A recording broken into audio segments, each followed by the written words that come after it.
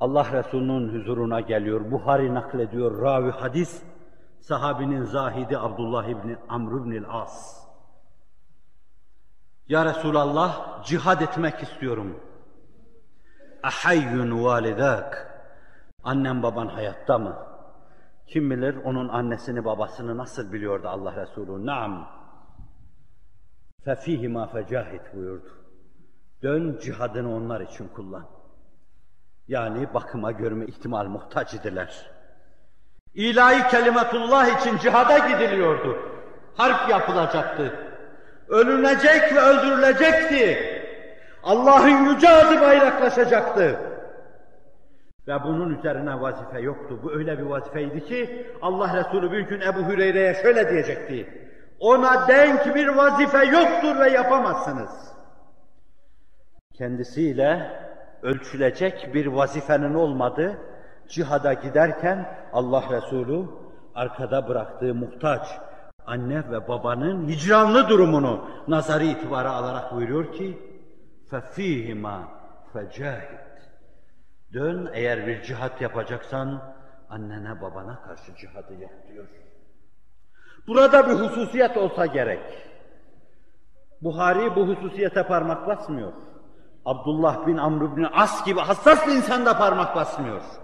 Başka bir yerde bu hadisi izahla alakalı parmak basıldığını da hatırlamıyorum.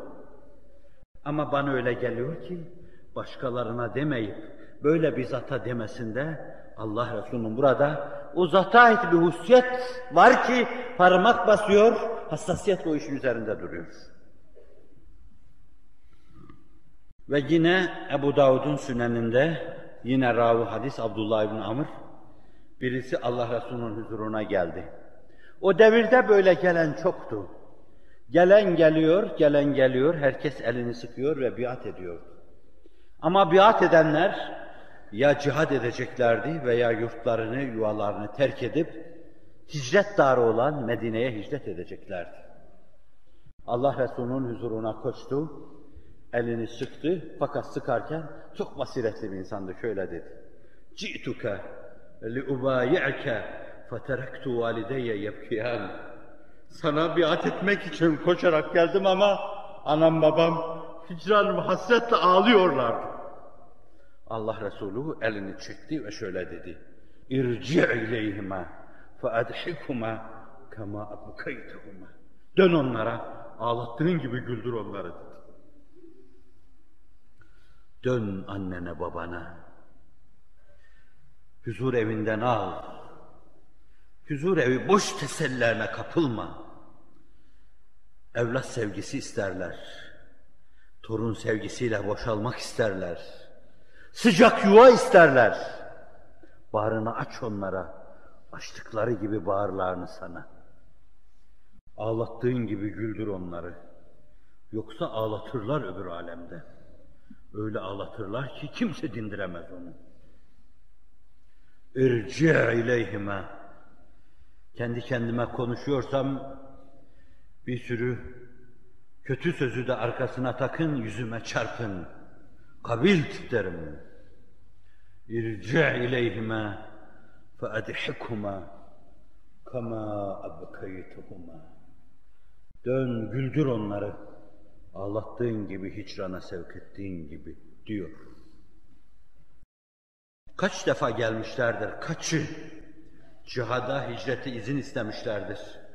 Anne ve babalarının hususi durumu, bakıma görme ihtiyaçları, yalnızlıkları ve hasretleri, yaşlılıkları, bakım ve görümleri, bunları nazara alarak ahayyun validak veya validaka hayyun, annem baban hayatta mı, hayyan veya hayyan demek suretiyle demiş.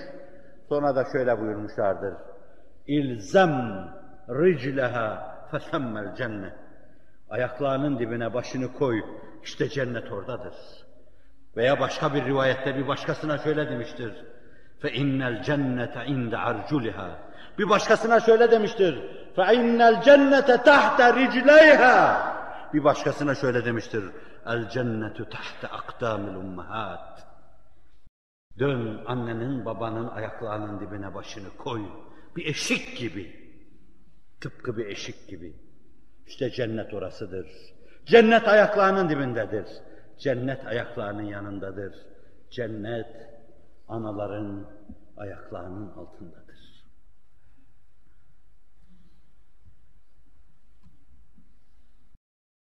Değerli kardeşlerim, bu mevzuda şeref sudur olan hadislerin bütününü size aktaracak, arz edecek durumda değilim. Ona gücüm yetmez.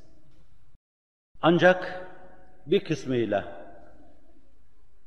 çok önemli, günümüzde hayati bir meseleye müminler tarafından dahi ihmale uğramış ve çağınızın mimari tarafından iç heyecanıyla tehallük denebilecek seviyede hassasiyetle üzerinde durulan bir yaraya bir kere parmak basayım dedim ve bunu gönül yamaçlarında seyahata tercih ettim ben, etmeye çalıştım.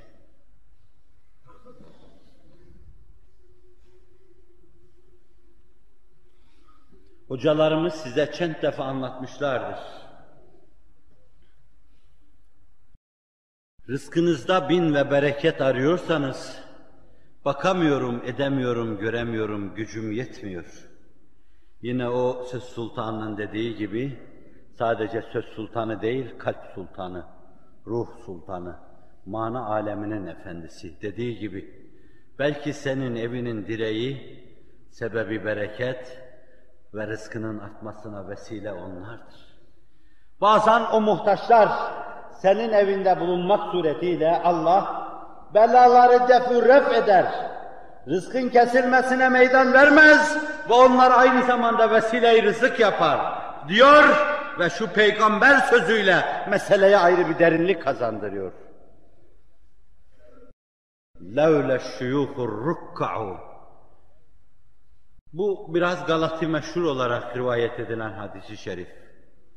وَالصِّبْيَةُ الرُّدَّعُ